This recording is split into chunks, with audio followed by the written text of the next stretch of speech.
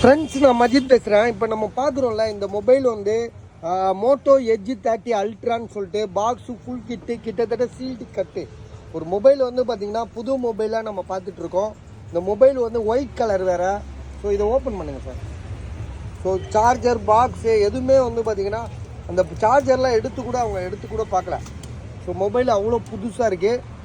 GB RAM வந்து பார்த்திங்கன்னா 12256. ஒரு சின்ன டென்ட்டு கிடையாது, புது மொபைலாக இருக்குது.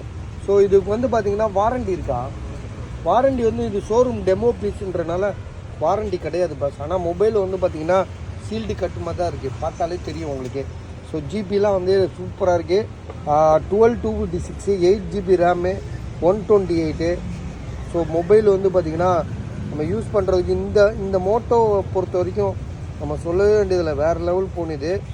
ஏன்னா இது வாங்கினவங்களுக்கு கண்டிப்பாக தெரியும் இந்த மொபைல் மாதிரி ப்ராசஸ் எந்த ஃபோனுக்குமே இது வரையும் வந்ததில்லைன்னு கூட சொல்லலாம். அவ்வளோ பயங்கரமாக இருக்கும். கேமரா மட்டும் ஆன் பண்ணி செக் பண்ணிட்டு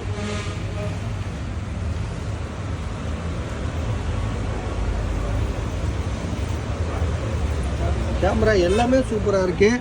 மொபைலோட ப்ரைஸ் வந்து பார்த்திங்கன்னா நாங்கள் கொடுக்குற விலை 25,000, 25,000 ரூபா.